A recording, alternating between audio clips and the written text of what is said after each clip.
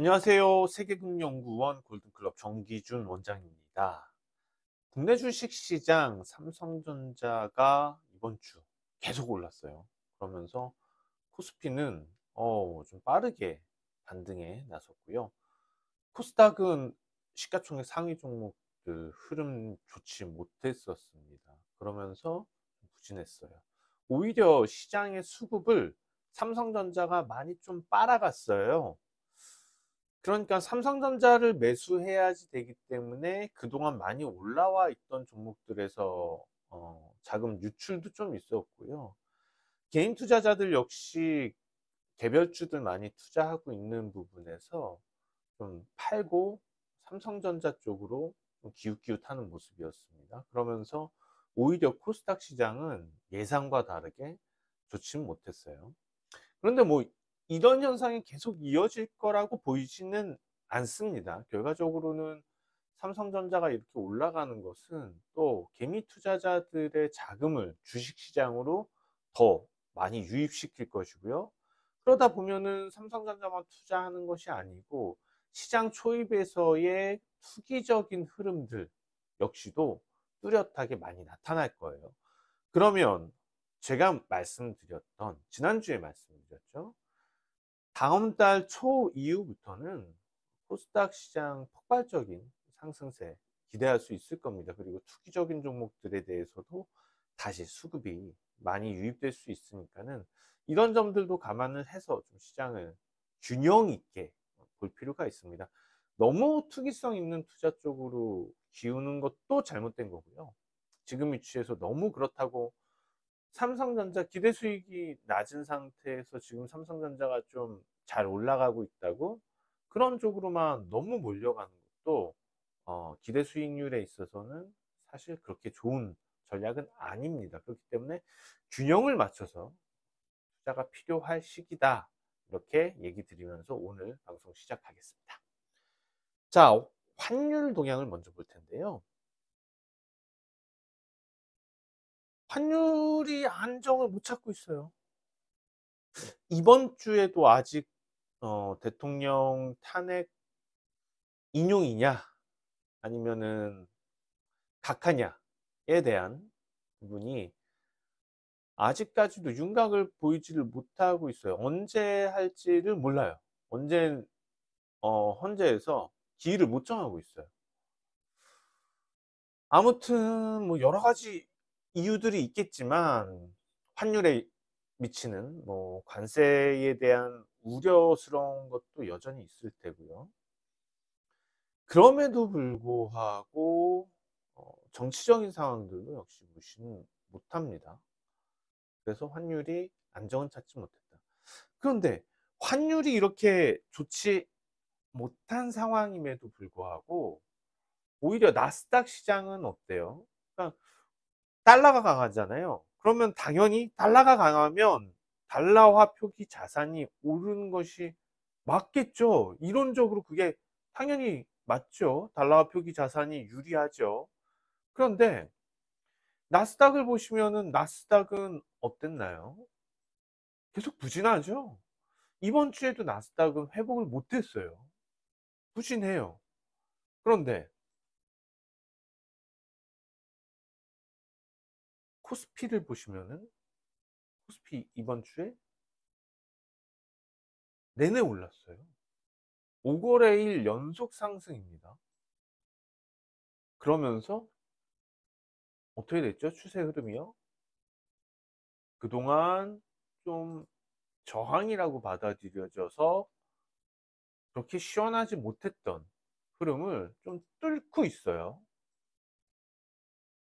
이렇게 뚫어주고 있어요. 그래서 지금 이 분위기에서 기대되는 것은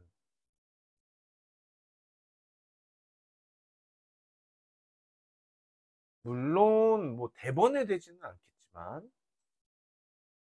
이 모습이거든요. 그러니까 지난 고점이 두드리다가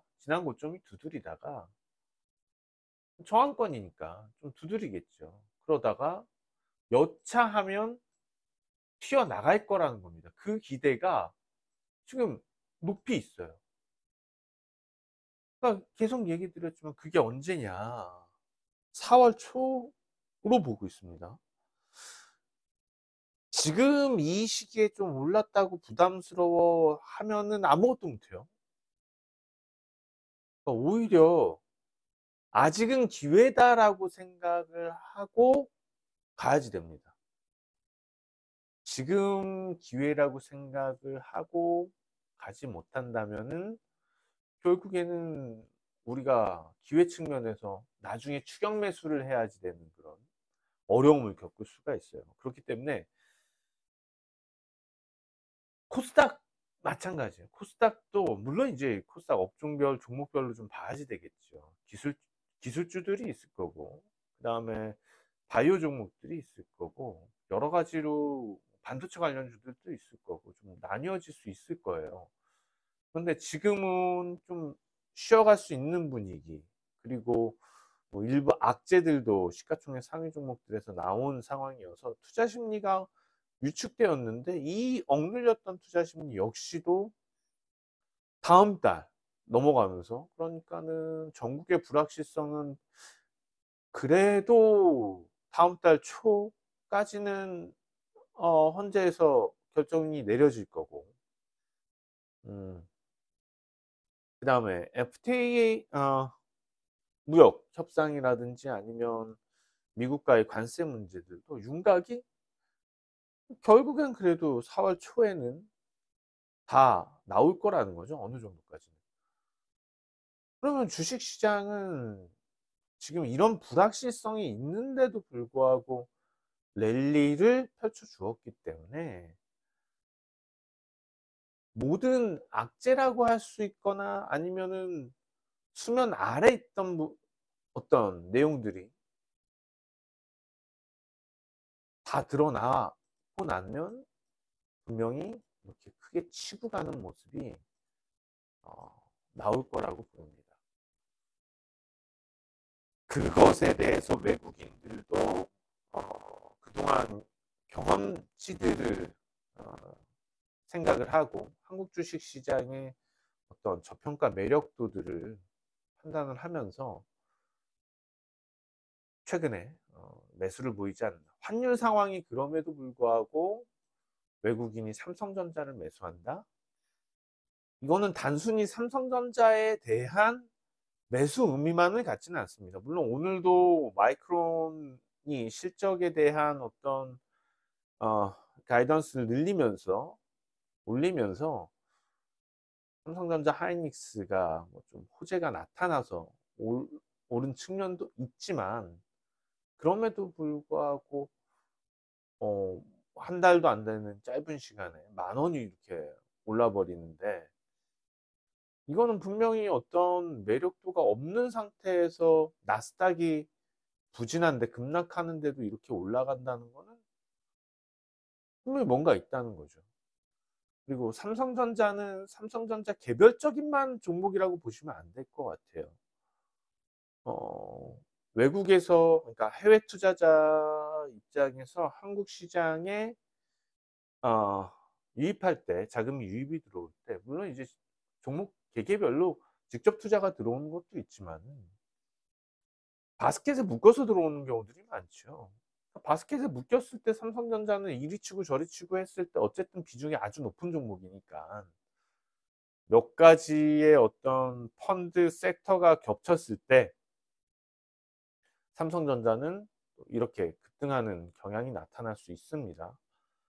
뭐 반도체 섹터 아니면은 뭐 동아시아 주요 종목 섹터, 왜냐하면 중국 주식시장도 강하니까. 그 다음에 뭐 한국 대표 종목 섹터, 뭐 이렇게 묶여져서 들어온다면 삼성전자 이런 흐름이 전개가 될 수 있죠. 그렇기 때문에 이렇게 삼성전자가 강한 것에 대해서 삼성전자만 볼 게 아니고 한국 주식시장의 전망 자체를 봐야 된다는 겁니다. 그게 포인트라고 보이고요. 자, 그러면은 SK 하이닉스랑 좀 비교해서 볼 필요가 있을 것 같습니다. SK 하이닉스는 삼성전자보다 흐름이 훨씬 나은 종목이었죠. 장기 상승 추세가 이미 형성되어져 있습니다. 장기 상승 추세가 형성되어진 가운데 파동이 조정을 겪고 있었죠.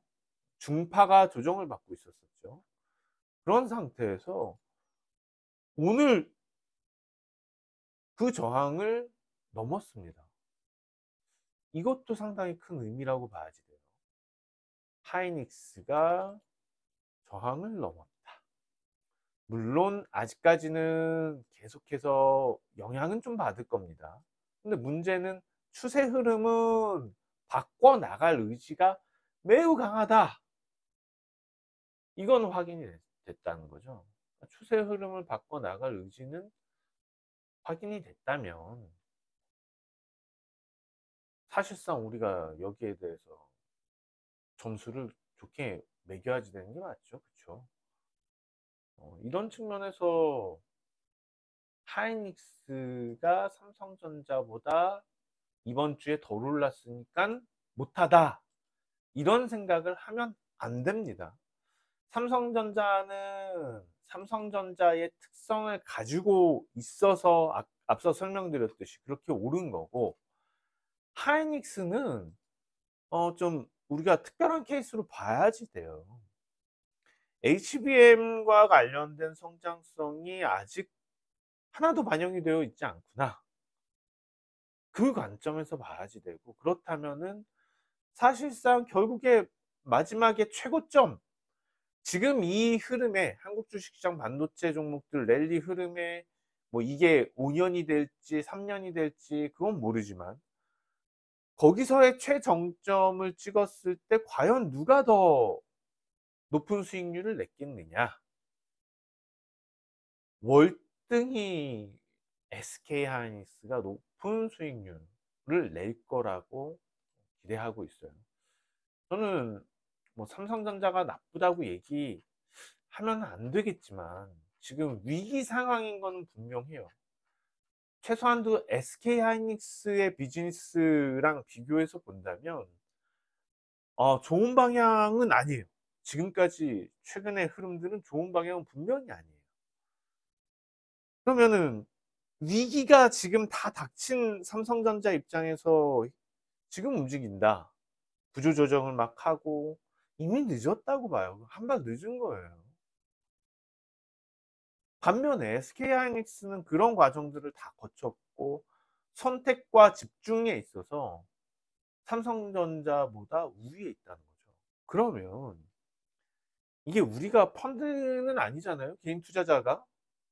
만약에 우리가 개인 투자자가 아니고 펀드라면 뭐 국민연금이라든지 MBK라든지, MBK는 좀 성격이 다르구나. 펀드라면 삼성전자를 담아두는 건 아주 좋은 전략일 수도 있겠죠. 뭐 좀 단기 포트폴리오에서. 그렇지만은 개인 투자자라면 저는 SK하이닉스 더 높은 기대 수익률에 도전하는 것이 훨씬 더 잘하는 투자라고 보입니다. 그렇다고 해서 SK하이닉스가 위험한 종목인가요? 고평가돼 있나요? 막 고공행진을 펼치고 있나요? 아니란 말이죠. 우리는 비즈니스를 보고, 그리고 그 기업이 어떤 초점을 맞춰서 집중을 하고 있는지를 보면서 저평가 여부와 성장성을 따져서 진입을 해야지 됩니다. 그런 면에 있어서 월등히 SK하이닉스가 앞선다고 보여요. 그렇다고 해서 뭐 삼성전자 주가가 떨어질 거다, 나쁘다, 이런 얘기를 드리는 건 아니에요. 다만 삼성전자는 월봉을 보시면요, 아주 오랜 기간 동안의 랠리, 장기 랠리가 그동안 선대 회장의 어떤 큰 주인 의식이 있었던 것 같았어요. 그렇죠? 그것의 빛을 다 발산하지 않았나, 그런 생각이 들고요. 현재 경영에 있어서는 어떤 진짜 뼈를 깎는 무언가가 이루어지지 않는다면 이게 여기서 추세를 틀어서 다시 과거의 이 장기 상승 추세에 올라탈 가능성은 지금은 지금 현재 삼성전자만 놓고 본다면 0에 가깝다. 그래서 오히려 삼성전자에 대해서는 좀 단기성, 그러니까는 올해까지만 보는 투자. 올해는 어떻게든 삼성전자의 주가는 강할 수 있다. 올해는. 그래서 올해 주가는 그래도 뭐 8만 원과 9만 원 선까지도 슬금슬금 등락을 또 거듭하면서 갈 수도 있지 않을까 그런 생각이 들어요. 그렇지만 그거 이상을 깨고 가려면은 정말 무언가 대단한 삼성전자의 변화가 필요할 것이다. 이렇게 생각이 듭니다. 반면에 삼성전자가 만약에 8만 원, 8만 5천 원 그렇게 간다면은요. SK 하이닉스 주가는요. 제가 볼 때는 거의 2배 가깝게 오를 거예요. 40만 원 선에 육박할 거라고 저는 생각을 합니다. 그러면은 당연히 SK 하이닉스가 낫겠죠. 왜냐하면 삼성전자의 밸류에이션이 그 정도 쳐주기 시작한다면 당연히 반도체에 대한 전망이 좋을 거고요. 반도체에 대한 전망이 좋았을 때 하이닉스에 대한 목표 주가를 올리게 되면은 사실상 밸류에이션적으로 아주 큰 매력도가 발산이 될 겁니다. 하이닉스는 분명히 쏠릴 거예요. 자금이. 그러면은 삼성전자가 연내 8만 원, 9만 원 사이에 간다면은 하이닉스는 40만 원대의 주가를 구경할 수 있을 것이다. 이렇게 예상이 돼요. 그렇기 때문에 삼성전자를 우리가 살 바에야 오히려 SK 하이닉스를 사는 것이 더 개인 투자자 입장에서는 좋지 않을까 이런 생각이 듭니다. 구태여 우리가 바스켓 니시나 포트폴리오 매매식으로 어, 그렇게 들어갈 건 아니잖아요. 우리가 뭐 1조 굴릴 거 아니잖아요. 그쵸? 1조가 뭐야? 우리가 뭐 100억 굴릴 거 아니잖아요. 주식으로만. 그렇기 때문에 그럴 거 아니라면 아니 뭐 100억 굴리실 거라면 삼성전자 하라고 얘기를 드리겠어요. 뭐 단기성으로. 그게 아니라면은 SK 하이닉스가 나을 거다. 그렇게 결론을 좀 잡아 드릴게요. 자, 그 다음은 하나에어로스페이스의 오늘 급락입니다. 이 좋은 하나에어로스페이스가 유상증자 발표를 합니다. 3조 6천억 규모입니다. 조달 목표가. 그러면은 지금 어떻게 보면은 주주들한테 각출해 내야지 되는 거죠. 3조 6천억을 주주들한테 각출을 해야지 되는데 그게 주당 7만 얼마 정도 돼요. 우리 이제 리서치에서 계산했던 게 오늘 자료가 다 있어서 자료를 쭉 보면은 60만 5천 원 일단은 뭐 유상증자 가격은 60만 5천 원이고요. 그리고 5월 29일 날 신주 발행 가격은 최종 확정이 될 거고 지금 이제 주당 각출 돼야지 되는 가격이 78,950원이에요. 자, 유상증자가 좋은 겁니까? 나쁜 겁니까? 일단 제가 거기서 결론을 말씀드리면 유상증자는 정말 좋은 거예요.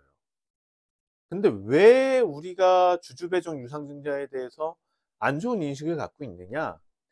망하는 회사들이 유상증자를 그렇게 해댔었으니까 자금 조달을 위해서 상패 안 당하려고 계속 적자를 내다가 돈이 없어서 그래서 어떤 뭐 투자하겠다 핑계를 대고 유상증자를 계속하죠. 거기서도 자금 조달이 잘 안 돼요. 유상증자 실패를 많이 하죠.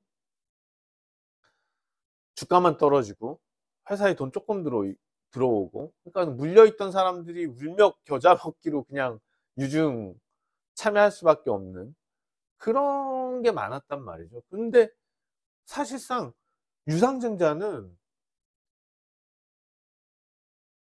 하나 에어로스페이스 이렇게 흑자를 크게 내고 있고 성장을 막 하고 있는 회사들이 했을 때 너무 좋은 전략이 된다는 거예요. 누구들한테? 주주한테요. 사실 우리가 전략적 그런 직접 투자를 할 수 있나요? 어떤 좋은 기업이에요. 뭐 MBK 파트너스 그런 데처럼 우리가 막 어떤 좋은 기업 사냥꾼들처럼 좋은 기업에 막 우리가 몇 조 투자하겠어. 가능한가요? 그게요? 못하죠. 그렇게 투자가. 근데 그 기회를 열어주는 거란 말이죠. 좋은 회사가. 성장성이. 한화는요, 유럽 쪽 다수 국가 투자 금지 기업이에요. 한화 계열의 모든 기업에 대한 투자가 금지돼 있어요. 아무리 좋아도. 왜냐하면은 집속탄을 만들거든요. 한화가요. 집속탄은 전 세계 금지 규약이 있는 그런 무기고요. 그렇지만 한국은 생산량과 보유량에서 1, 2위를 차지하는 국가입니다. 그러면 한화에서는 그걸 하고 싶어서 하겠느냐? 집속탄을. 그거 아니거든요. 왜? 한화가 집속탄을 하는 이유는 북한이 핵을 들고 있기 때문이에요. 북한이 핵을 갖고 있으면 우리도 그런 무기들이 있어야 되는 거잖아요. 핵 억지력에 대한 어떤 필요성이 있는 거죠. 이거를 비난하고 그럴 건 아닌 것 같아요. 우리 입장에서. 한국 사람 입장에서.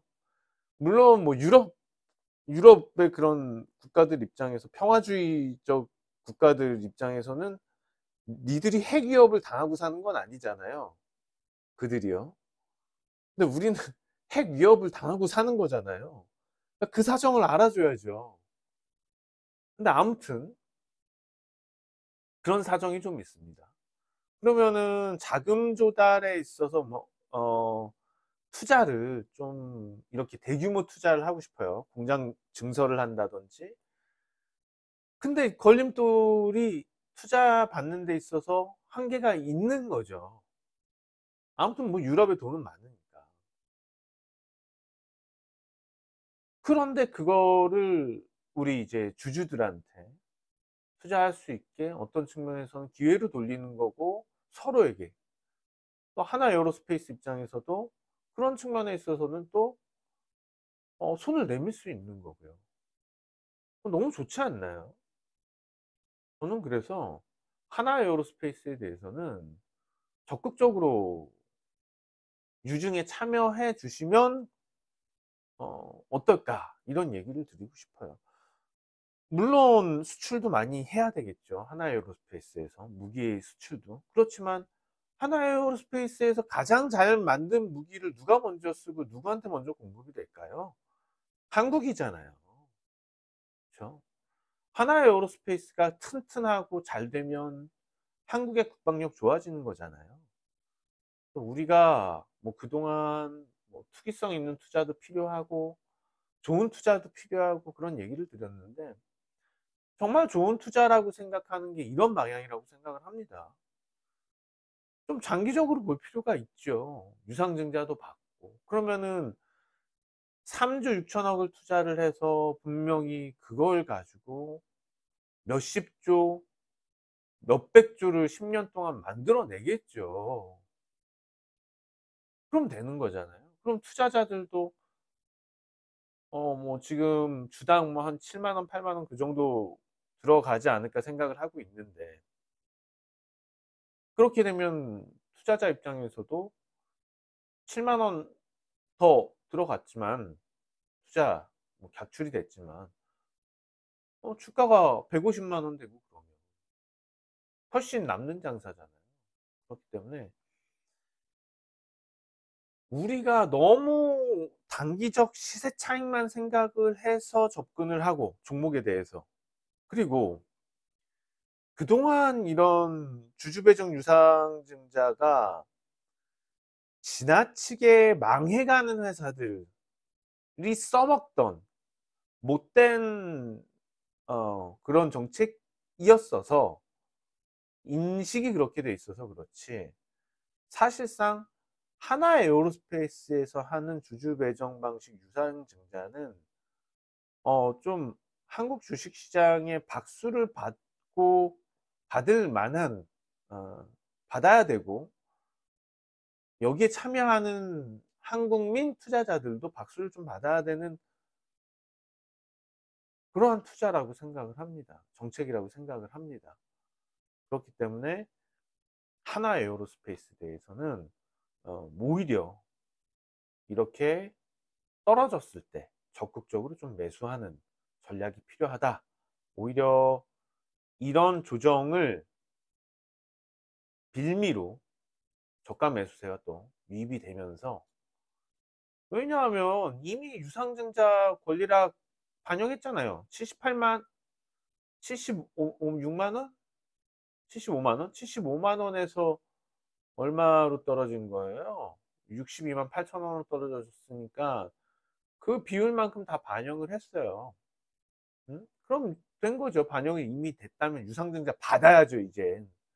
그럼 그 유상증자를 받기 위한 매수세들은 유입이 돼야지 맞죠. 그거에 대해서 우리는 좀 긍정적으로 접근을 해야지 된다고 생각을 합니다. 그래서 하나 에어로스페이스에 대해선 매수 의견을 드리겠어요. 자, 뭐 주식시장이 모처럼 좀 한국 주식시장 유독 강한 모습.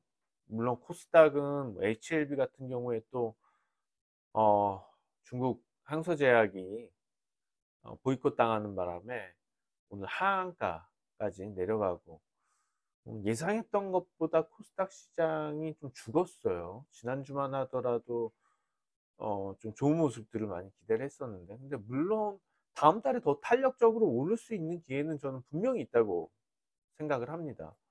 그럼에도 불구하고 개인 투자자들은 코스닥의 비중이 높단 말이죠. 그 이유는 투기 성향이 강하기 때문이에요. 근데 지금은 그 균형을 좀 잘 맞춰 주셔야지 돼요. 그래야지 좋은 성과가 납니다. 우리가 방금 하나에어로스페이스 설명드렸듯이 투자 개념의 비중도 충분히 가지고 가시고요. 거기서 수익이 또 크게 터집니다. 그게 트렌드예요. 그 다음에 또 투기성 종목도 이제 시중 자금들이 몰려 들어오기 시작하면 투기성 자금들도 투기성 종목들도 어, 또 폭발적인 상승 흐름들 나타날 수 있으니까요. 거기도 균형 맞게 좀 같이 가지고 가는 전략이 좋을 거다. 자, 오늘 방송 여기서 마칩니다. 저는요, 다음 주 이 시간에 뵙겠습니다. 정기준 원장이었습니다. 고맙습니다.